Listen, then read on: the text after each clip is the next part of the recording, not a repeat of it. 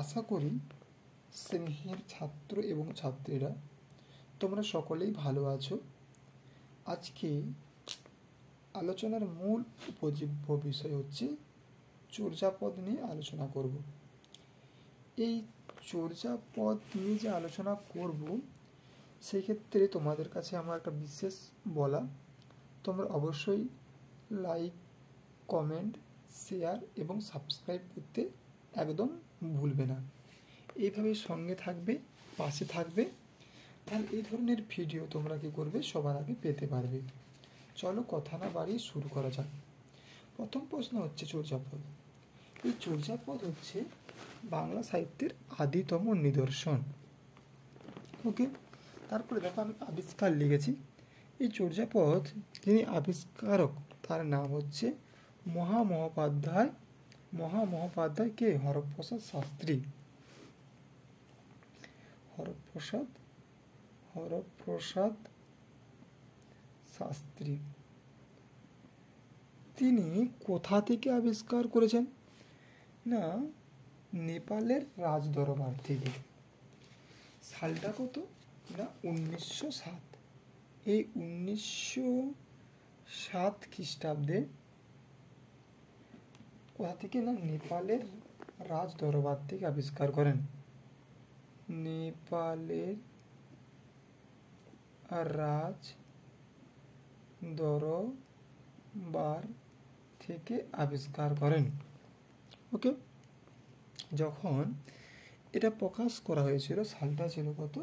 1916 খ্রিস্টাব্দে।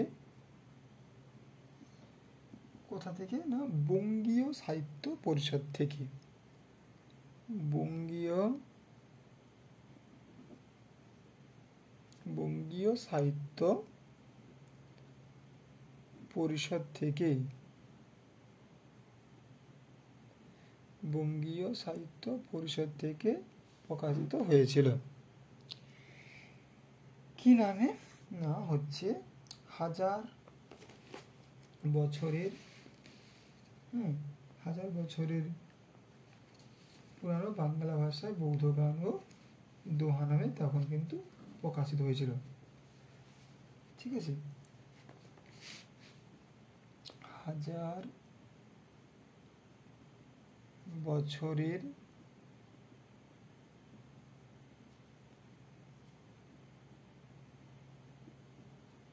পুরানো বাংলা ভাষায়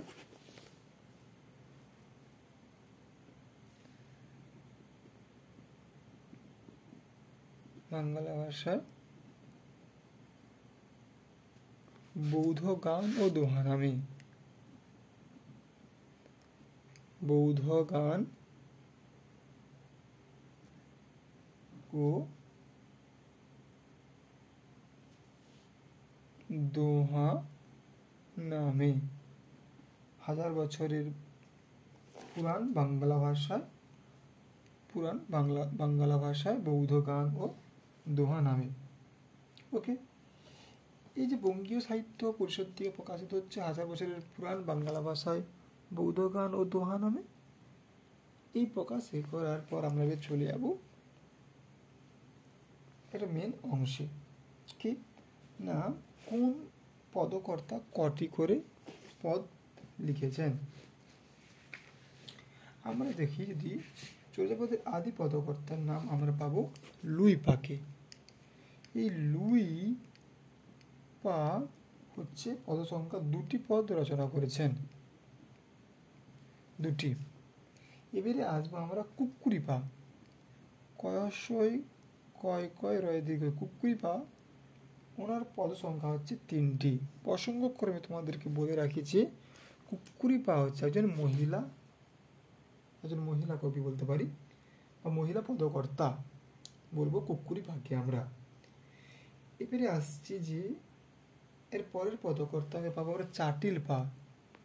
এই চাটিল পা তিনি, এর পদ সংখ্যা হচ্ছে 1টি। এরপরে আমরা পাবো ঢেনঢন পা। ঢেনঢন পা এনার পদ সংখ্যা পাবো একটি। সরহপা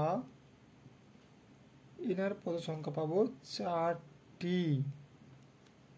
ওকে, এবারে আসছি আমরা ভুসুক পা। ভুসুক পা এনার পদ সংখ্যা পাবো আমরা 8টি। এবারে আসছি আমরা কান্নপা এনার পদ সংখ্যা পাবো আমরা 12টি। ঠিক আছে, আবার অনেক বই আমরা 13টাও পাই, তো 12টা আমরা বলছি। তো তারপরে আমরা দেখতে পাবো এইগুলো হলো এদের পদকর্তাদের আমরা নাম পাচ্ছি। এবার চর্যাপদের আদি সিদ্ধাচার্যের নাম কি?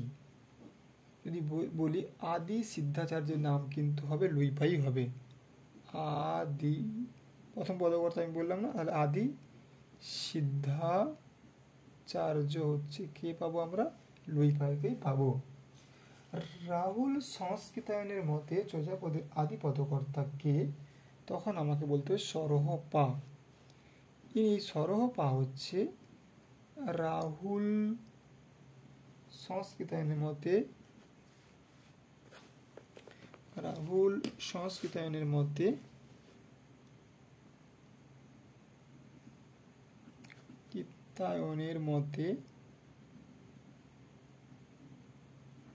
এই সরহপা হচ্ছে ওনার মতে হচ্ছে প্রথম হচ্ছে বা আদি বলতে পারি আমরা, আদি সিদ্ধাচার্য এনার মতে। তারপরে আমরা যদি দেখতে পাই ভাষাবিদ মোহাম্মদ শহীদুল্লাহের মতে,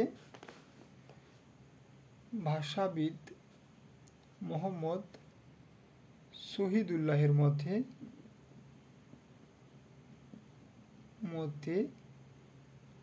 চর্যাপদের আদি সিদ্ধাচার্য যদি নাম পায়, তিনি যার কথা বলেছেন তিনি হলো সবরপাদ।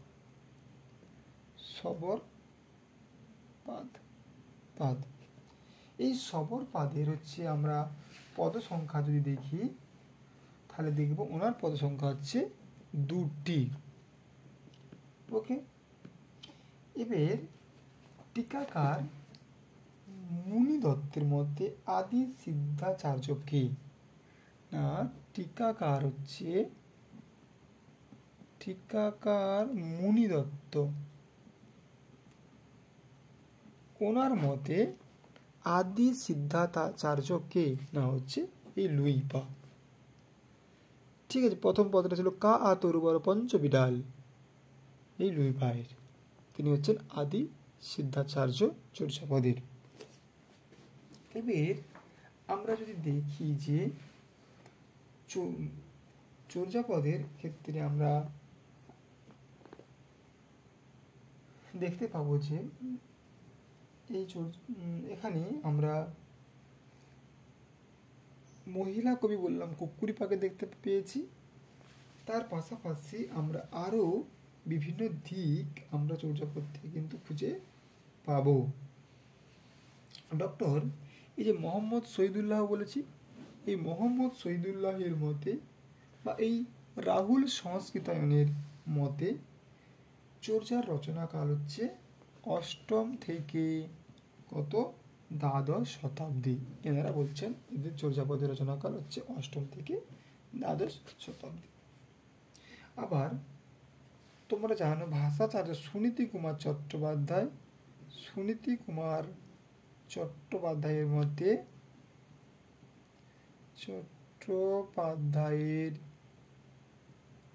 মধ্যে দশম থেকে দ্বাদশ শতাব্দী, অর্থাৎ দশম থেকে দ্বাদশ শতাব্দীর মধ্যে চর্যাপদ রচিত হয়েছে বলে তিনি মনে করেন। ঠিক আছে, আচ্ছা, চর্যাপদ লেখা হতো তাল পাতায়, এই তথ্যটা তোমাদেরকে মনে রাখতে হবে। ঠিক আছে, আচ্ছা, এবার আমরা যদি কে কি বলেছে একটু জানি চর্যার ভাষা সম্পর্কে। চর্যার ভাষা হচ্ছে সন্ধ্যা ভাষা। চর্যার ভাষা হচ্ছে আমরা কি বললাম সন্ধ্যা ভাষা। কেন?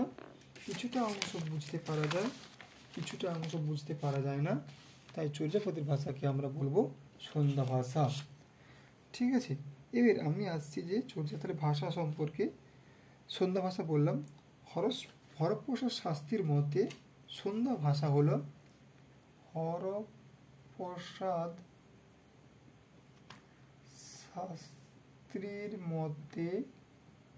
হরপ্রসাদ শাস্ত্রীর মতে এই সন্ধ্যা ভাষাটা হলো আলো আঁধারি ভাষা।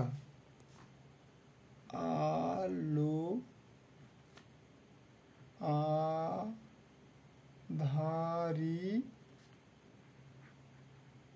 ভাষা। কারণ কতটা বোঝা যায় আর কতটা বোঝা যায় না। আচ্ছা, ওনার মতে বিধুশেখর শাস্ত্রী সন্ধ্যা শব্দের অর্থ, উনি বলেছেন সন্ধ্যা শব্দের অর্থটা বিধুশেখর শাস্ত্রী উনি বলেছেন, কি বলেছেন না, বিধুশেখর শাস্ত্রীর মতে সন্ধ্যা শব্দের অর্থ, সন্ধ্যা এই শব্দটার অর্থ হচ্ছে অভিপ্রেত, অভিপ্রেত হলো বা উদ্দিষ্ট, বা উদ্দিষ্ট, উদ্দিষ্ট। ম্যাক্স মুলার বলেছেন, ম্যাক্স মুলার বলেছেন, ম্যাক্স মুলারের মতে সন্ধ্যা শব্দের মানে হচ্ছে কি প্রচ্ছন্ন, ছয়ে ছয় দন্ত নয় দন্ত নয় প্রচ্ছন্ন। ম্যাক্স মুলারের মতে সন্ধ্যা মানে হচ্ছে প্রচ্ছন্ন, প্রচ্ছন্ন বক্তব্য।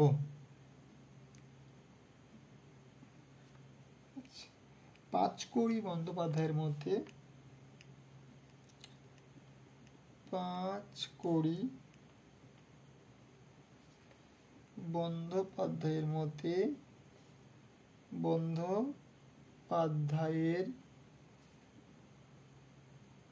পাঁচকড়ি বন্দ্যোপাধ্যায়ের মতে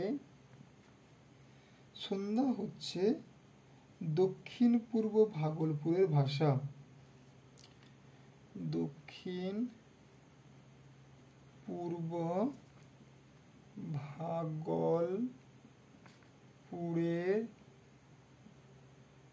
ভাষা হয়েছে। আচ্ছা, এবারে আসছি আমরা, এই অংশটা রাখলাম। পরের পার্টটা দেখি আমরা, যে চর্যাপদের মুদ্রিত হওয়ার পরেও এর নাম নিয়ে কিন্তু বিতর্ক ছিল। হরপ্রসাদ শাস্ত্রী নাম দিয়েছেন চর্যার নামকরণের ক্ষেত্রে। আমরা দেখি তথ্যগুলো। চর্যার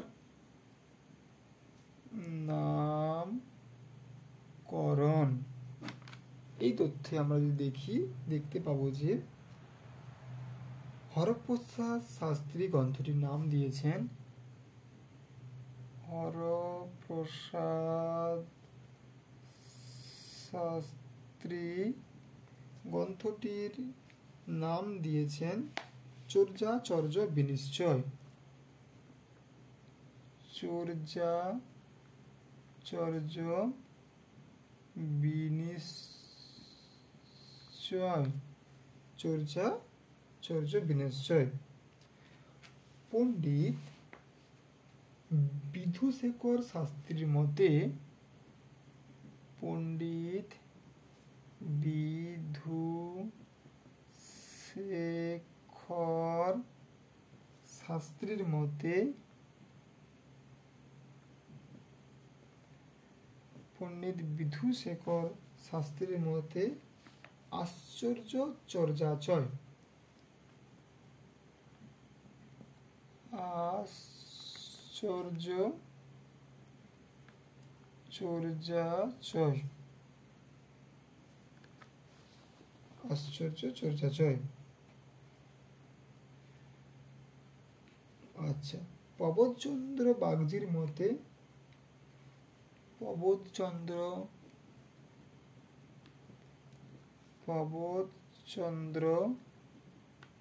বাগচির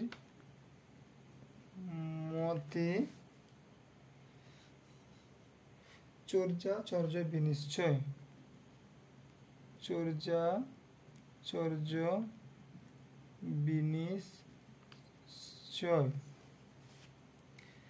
আচ্ছা, মুনি দত্তের মতে আশ্চর্য চর্যাচয়।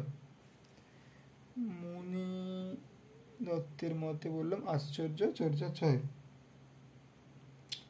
ডক্টর সুকুমার সেনের মতে চর্যাগীতি কোষ। সুকুমার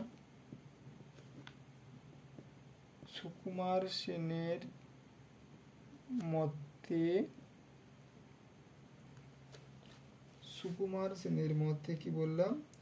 চর্যাগীতি কোষ।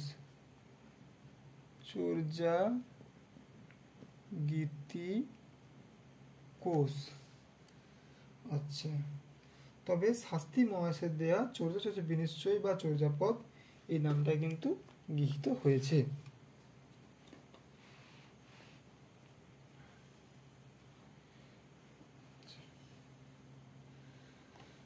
এবার আমরা এগুলো জানতে পারলাম। এবার চর্যাপদের আমরা দেখতে পাবো যে মূল পুঁথিটির পৃষ্ঠা সংখ্যা ছিল কত? 69টি। পৃষ্ঠা সংখ্যা ছিল 69টি। আর 69টি পৃষ্ঠার মধ্যে 5টি পৃষ্ঠা পাওয়া যায়নি। সেই 5টা পৃষ্ঠার হচ্ছে নাম, মানে সংখ্যাগুলো বলছি: 35, 36, 37, 39, 66। এই 5টি পৃষ্ঠা পাওয়া যায়নি। ঠিক আছে, এবার আসছি তোমাদেরকে। তাহলে চর্যাপদের গানের সংখ্যা 50টি হলেও, গান তো একটা, গানের সংখ্যা 50টি হলেও গানের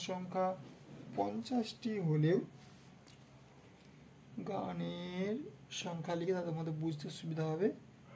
গানের সংখ্যা 50টি হলেও 24, 25, 48, 24, 25, 48 পদের সম্পূর্ণ এবং 23 সংখ্যক এই যে পদের অংশবিশেষ লুপ্ত হয়ে গেছে। তাহলে মোট আমরা গান কটা পাচ্ছি?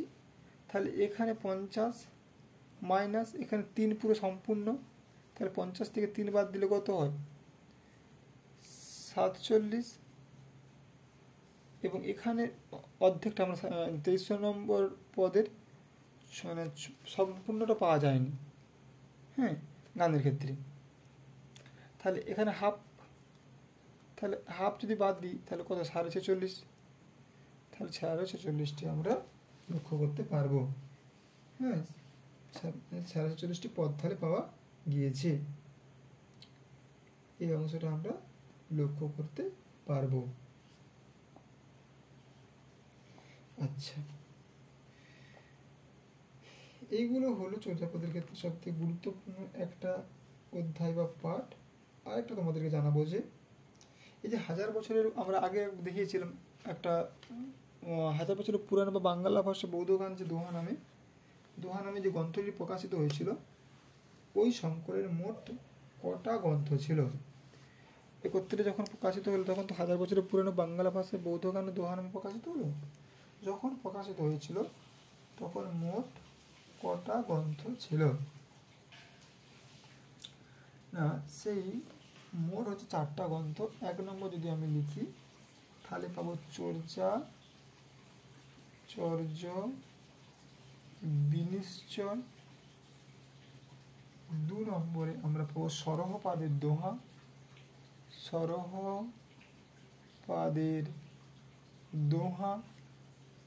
3 নম্বর পাবো আমরা কৃষ্ণচার্যের দোহা। 4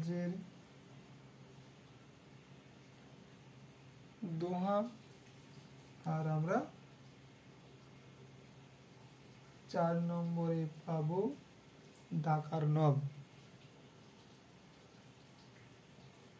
ডাকার নব, কৃষ্ণচার্যের দোহা, সরপাদের দোহা, চৌদ্দচর্য বিনুচ্ছর।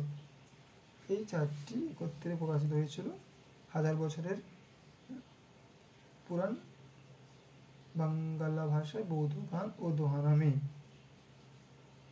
একত্রে প্রকাশিত হয়েছিল।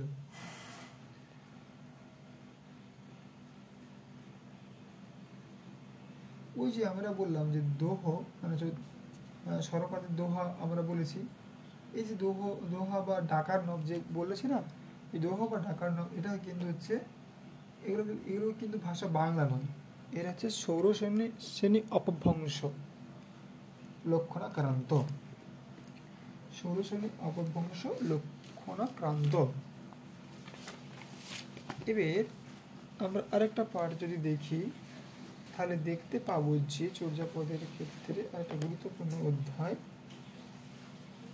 সেটা হচ্ছে যে কে কিভাবে তিনি ব্যক্ত করেছেন।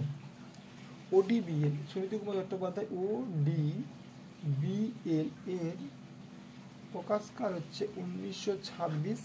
এখানে এই ODBL কে তিনি প্রমাণিত করেছেন যে চর্যাপদ হচ্ছে বাংলা ভাষার আদি নিদর্শন, একদম প্রথমের নিদর্শন হচ্ছে চর্যাপদ।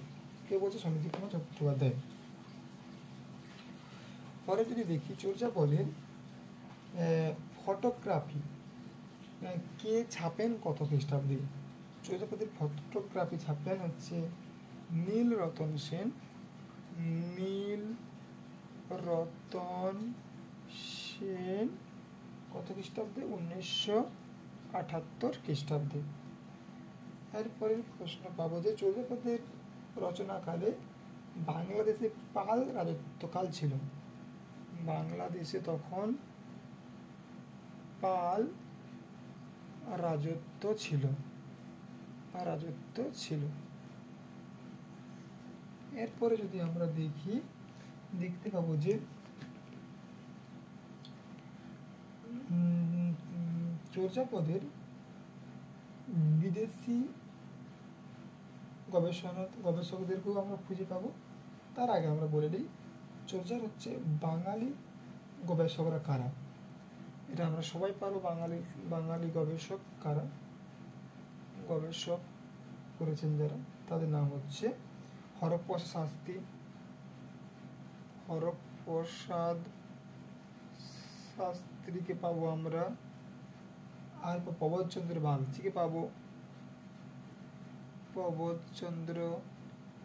বাগচিকে পাবো। আমরা পাবো শশীভূষণ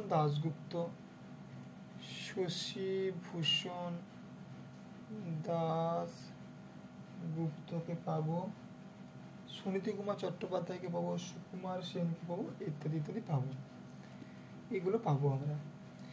আর কি পাচ্ছি? আমরা পাচ্ছি যে চর্যাপদের ইংরেজি অনুবাদকের নাম কি? ইংরেজি অনুবাদকের নাম, তার এখানে নামটা ছিল কি?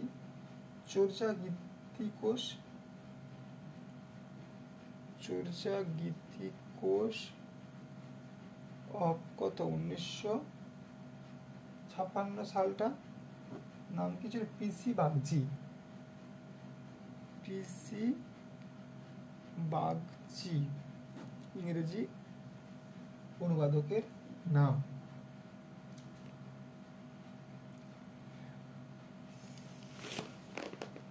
চর্যাপদ তাহলে প্রথম পদটা ছিল লুই পায়ের, কি বললাম? কা তরুবর পঞ্চমী ডাল। ডম্বি পদের ডম্বি হচ্ছে 14 নম্বর পদ সংখ্যা। ডম্বি হচ্ছে 14 নম্বর পদ সংখ্যা। এখানে 14 নম্বর পদ সংখ্যার মধ্যে ডম্বি পায়ের 14 নম্বর পদ সংখ্যার গঙ্গা যমুনার প্রসঙ্গ রয়েছে। গঙ্গা যমুনা, খেয়া পারাবার,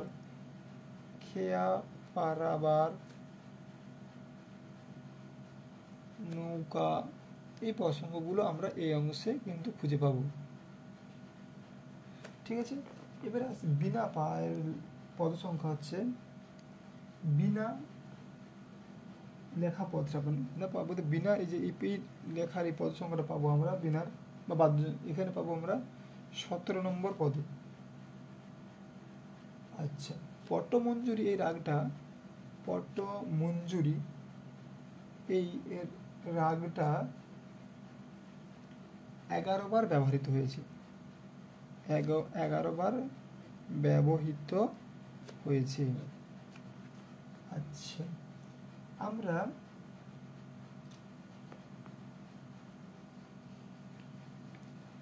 উঁচা উঁচা পাবো, তো ওই পদটা হচ্ছে সবর পাদের 28 নম্বর পদ। উঁচা উঁচা পাবো তো সবর পাদের হচ্ছে 28 নম্বর পদ। আমরা চর্য পদের ক্ষেত্রে যে ওদের মূল কাজ হচ্ছে, মুখ্য লাভ হচ্ছে বৌদ্ধ সহজিয়া সিদ্ধাচার্যদের সাধন প্রণালী, তাই তো। এদের আমরা বিভিন্ন রকমের চক্র দেখতে পাবো, মূলত 4টা আমরা পাবো দেখতে। নির্মাণ চক্র রয়েছে, নির্মাণ চক্র, ধর্মচক্র, সম্ভোগ চক্র, আমরা দেখতে পাবো মহাসুখ চক্র। এই মহাসুখ চক্রের অবস্থান হচ্ছে মস্তিষ্কে, মানে মাথা। এই সম্ভোগ চক্র হচ্ছে কণ্ঠে অবস্থান, ধর্মচক্রের অবস্থান হৃদয়ে, নির্মাণ চক্র হচ্ছে নাভিতে অবস্থান। তাহলে এদের সমস্ত কিছুর মূল কাজ হচ্ছে মোক্ষ লাভ করা। এটাই হচ্ছে চর্যাপদের হচ্ছে মূল উপজীব্য বিষয়। Thank you so much. আপাতত এ পর্যন্ত। তার জন্য অবশ্যই আমি পুনরায় তোমাদেরকে অনুরোধ করব, লাইক, কমেন্ট, শেয়ার এবং সাবস্ক্রাইব করতে একদম ভুলবে না। আর ভিডিও শেষে যে কথাটা বলি আজও সে কথা বলবো, নিজে ভালো থেকো, আবারকে ভালো রেখো।